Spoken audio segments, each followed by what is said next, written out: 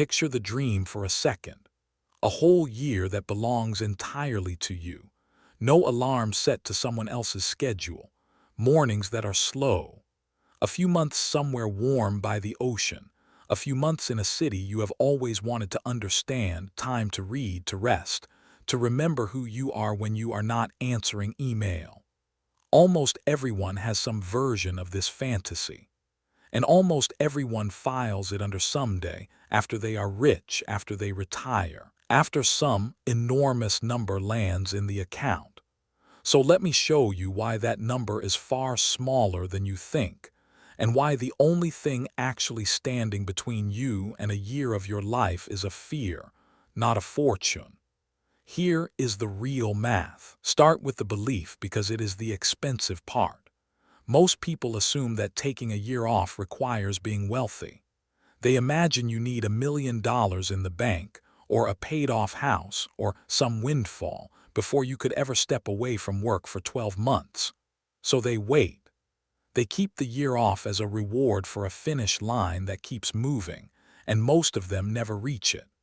The dream quietly becomes one of those things you will do later, until later runs out. But the assumption underneath it, that a year of freedom costs a fortune, turns out to be almost completely wrong. Here is the truth that breaks the whole thing open.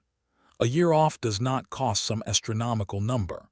In many cases, it costs about what you already spend on a single ordinary year of your life, and very often far less. Because the moment you are no longer tied to one expensive city and one fixed address, the entire cost structure of your life changes. The thing that makes a year off feel impossible is that you are pricing it as your current life, plus travel, plus lost income, all stacked on top of each other. But that is not how it actually works. You do not add a year off to your normal life. You swap your normal year for a different, often cheaper one. Let me put real numbers on it, because this is where the fear starts to dissolve. A full year of comfortable, slow travel through more affordable parts of the world, places across Southeast Asia, Latin America, parts of Europe, costs somewhere between $17,000 and $24,000 for the entire year. Not per month. For the year. In much of Southeast Asia, you can live well on $25 to $40 a day.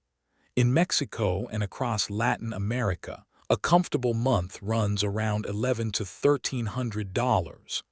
In many countries, $2,000 a month buys a genuinely good middle-class life.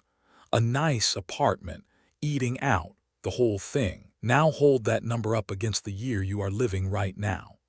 For a lot of people, a normal year in a typical American city, once you add rent, a car payment, insurance, gas, groceries, and everything else, runs $45,000 to $55,000 easily.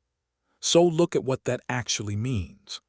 A year of freedom, exploring the world at a relaxed pace, can cost less than half of what it costs you to stay exactly where you are, doing the job you are dreaming of escaping. The year off is not the expensive option. In a lot of cases, staying is. This is the secret the dream was hiding. It is the exact same principle the wealthy use on every expensive thing. You do not need to own total freedom forever, which is what full retirement really is, to taste freedom now. You can rent a year of it. You can step out, live deliberately and cheaply for 12 months and step back in, without needing the $1 million that supposedly unlocks the door. The door was never locked by money. It was locked by the belief that money was the lock. So let us talk about the route, how you actually fund this, because it is far more ordinary than it sounds. Say your year off cost you around $17,000, a comfortable budget for a year of slow travel. Saving for that is not a fantasy. Put away about $700 a month into a high-yield savings account, and in 2 years you have fully funded an entire year of your life. 2 years of a car payment-sized habit buys you a year of freedom. That is the actual exchange rate, and almost nobody has ever done the division. And there are other doors into the same room. There is the mini retirement taken in the gap between two jobs where you simply do not rush to fill the space. There is remote work or a small bit of income, which goes absurdly far when your cost of living is $1,000 or $2,000 a month instead of five. There is the negotiated sabbatical, which more and more employers will grant if you actually ask. The point is that the financing is not the hard part. The math, once you stop pricing your dream in expensive city dollars, is genuinely small. Let me make it concrete with one ordinary person, because the abstract numbers hide how real this is. Imagine someone earning a normal salary, renting an apartment for $1,800 a month, with a car payment and the usual life.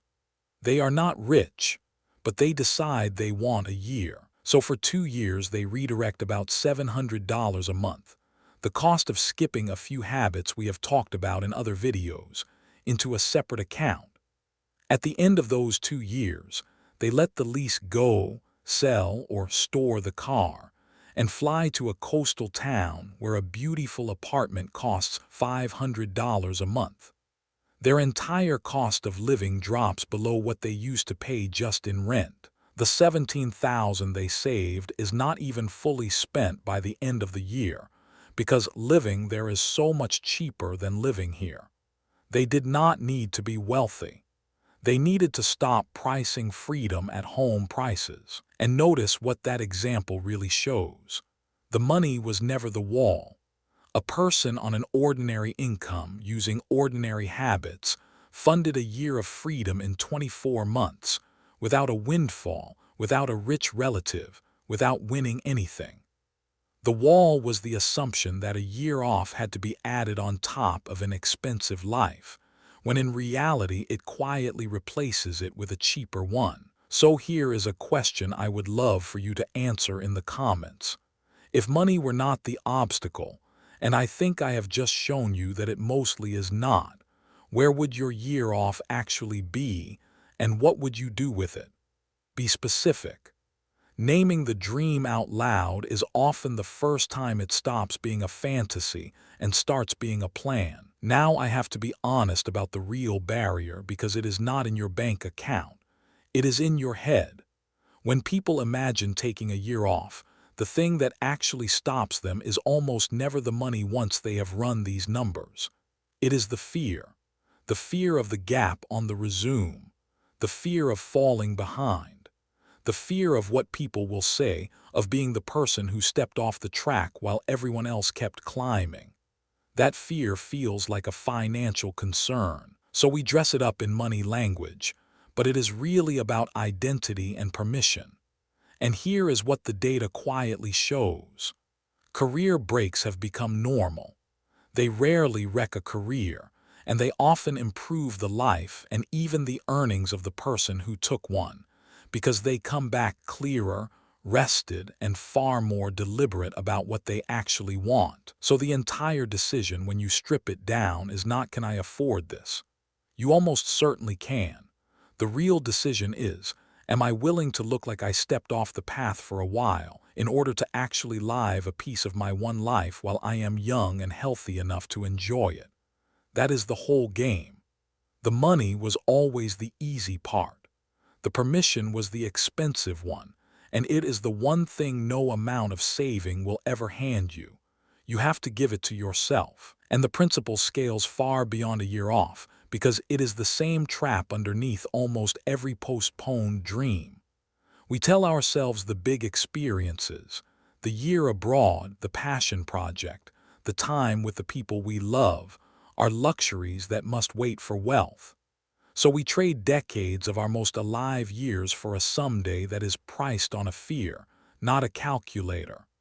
The wealthy and the genuinely free figured out that most of these dreams were never as expensive as they felt. They ran the actual numbers, found them small, and then spent the thing that really mattered, the courage, instead of waiting for a fortune that was never the true requirement. So look again at that year that belongs entirely to you. The slow mornings, the ocean, the city you wanted to understand, the version of yourself you have not met yet because you have never had the time. That was the dream. And the dream does not cost $1 million. It costs roughly one ordinary year of your spending, often less, plus the one thing money cannot buy, which is the willingness to let yourself go. The fortune was never really the dream. The year of your own life, the freedom, the time, the chance to actually live before you are too old or too busy or too gone to use it. That was the dream. And that dream has a price tag a lot closer to 2 years of a small monthly habit than to the $1 million you were told to wait for. The only thing standing between most people and a year of their own life was the belief that freedom had to be bought outright instead of simply claimed. You never did, and now you know the math. If this changed how you think about one expensive thing you have been telling yourself you can't have, there are a lot more of these, the real math behind the life you actually want. Subscribe, and let's keep decoding it together.